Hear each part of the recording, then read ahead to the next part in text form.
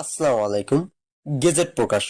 MPO শিক্ষকদের চিকিৎসা ভাতা ৩,৭০০ টাকা ও বাড়ি ভাড়া ৬,০০০ টাকা এবং বেতন বৃদ্ধি ১৭,০০০ টাকা। এ বিষয়ে বিস্তারিত আমি আলোচনা করতেছি। ভিডিওটি শুরু করার পূর্বে এখনো যারা আমাদের এই চ্যানেলের নতুন সদস্য আছেন তারা সাবস্ক্রাইব করে বেল আইকনটি অল করে দিন।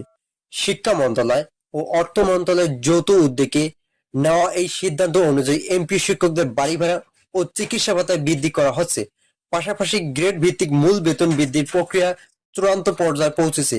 এতে শিক্ষক সমাজে আর্থিক সুরক্ষা ও মান উন্নয়ন নিশ্চিত হবে বলে প্রত্যাশা করা হচ্ছে। সম্প্রতি শিক্ষা ও অর্থ মন্ত্রণালয়ের শীর্ষ কর্মকর্তারা একাধিক বৈঠকের পর এই উদ্বেগের সবুজ সংকেত নিশ্চিত হয়। শিক্ষা উপদেষ্টা নিশ্চিত করেছেন, অতীতের সব বিলম্ব ও জটিলতার কারণে শিক্ষকরা দীর্ঘদিন থেকে অবহেলার শিকার হয়েছেন। সেই অবহেলা থেকে রেহাই পাওয়ার জন্য বাড়ি ভাড়া, চিকিৎসা ভাতা এবং উৎস ভাতা বৃদ্ধি করা হচ্ছে। এমপিও শিক্ষক কর্মচারীদের দীর্ঘদিনের দাবি বাড়ি ভাড়া সরকারি চাকরিজীবীদের মতো নির্ধারণ করা। এই দাবি এবার পূরণ হতে যাচ্ছে। আগস্ট মাস থেকে সরকারি চাকরিজীবীদের বাড়ি ভাড়া এবং চিকিৎসা ভাতা বৃদ্ধি করার ফলে দীর্ঘদিনের সমস্যা সমাধান হয়ে যাবে। ভিডিওটি চলাকালীন সময় এখনো যারা আমাদের এই চ্যানেলের নতুন সদস্য আছেন তারা সাবস্ক্রাইব করে বেল আইকনটি অল করে দিন। এছাড়াও শিক্ষকদের জন্য 4টি সুখবর দিলেন মাসিক কর্তৃপক্ষ। এই 4টি খবরের মধ্যে প্রথমটি হচ্ছে বাড়ি ভাড়া এবং দ্বিতীয়টি হচ্ছে চিকিৎসা ভাতা। চিকিৎসা ভাতা কত টাকা বৃদ্ধি করা হবে এ বিষয়ে জানতে চাইলে শিক্ষা মন্ত্রণালয়ের ঊর্ধ্বতন কর্মকর্তা জানিয়েছেন, সেপ্টেম্বর মাস থেকে শিক্ষকদের চিকিৎসা ভাতা বৃদ্ধি করা হবে।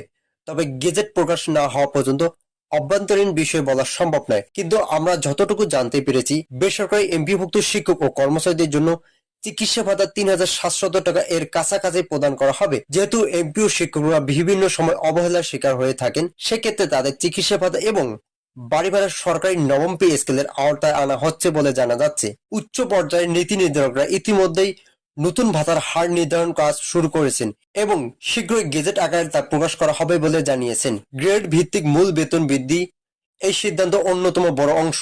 এই মুহূর্ত পর্যন্ত এসো আপনাদের কাছে আবারও রিকোয়েস্ট করতেছি, আপনারা অবশ্যই চ্যানেলটি সাবস্ক্রাইব করে ভিডিওটি কন্টিনিউ করুন। যারা 11 থেকে 20তম গ্রেডে আছেন তাদের জন্য নতুন বেতন কাঠামো প্রণয়ন করা হয়েছে, যা আগস্ট মাস থেকে কার্যকর হবে। সংশ্লিষ্ট দপ্তর থেকে জানানো হয়েছে, গেজেট প্রকাশের মাধ্যমে শীঘ্রই এই নতুন কাঠামো কার্যকর হবে। নতুন বেতন কাঠামোর মধ্যে শিক্ষক কর্মচারীদের মাসিক আয় বৃদ্ধি পাবে, যা তাদের আর্থিক নিরাপত্তা ও কর্মদক্ষতা বৃদ্ধির গুরুত্বপূর্ণ ভূমিকা রাখবে। বর্তমানে দেশে প্রায় 4.25 লাখ বেসরকারি এমপিভুক্ত শিক্ষক কর্মচারী আছেন। তারা দীর্ঘদিন ধরে ন্যায্য বেতন ও ভাতা বৃদ্ধির জন্য আন্দোলন করেছেন। এই সিদ্ধান্ত তাদের জীবনে ইতিবাচক পরিবর্তন নিয়ে আসবে এবং শিক্ষা খাতে নতুন উদ্দীপনা সৃষ্টি করবে।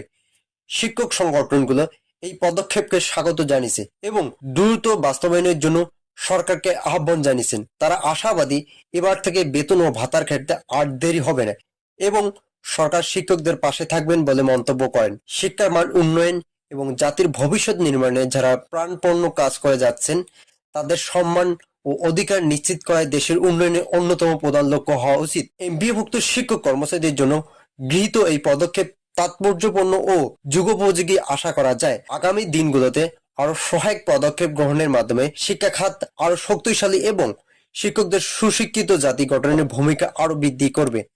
আজকের এই ভিডিওটি এ পর্যন্ত। আশা করি ভিডিওটি থেকে অনেকে উপকার পেয়েছেন। যদি উপকার পেয়ে থাকেন তাহলে সাবস্ক্রাইব করে পাশে থাকা বেল আইকনটি অল করে দিন।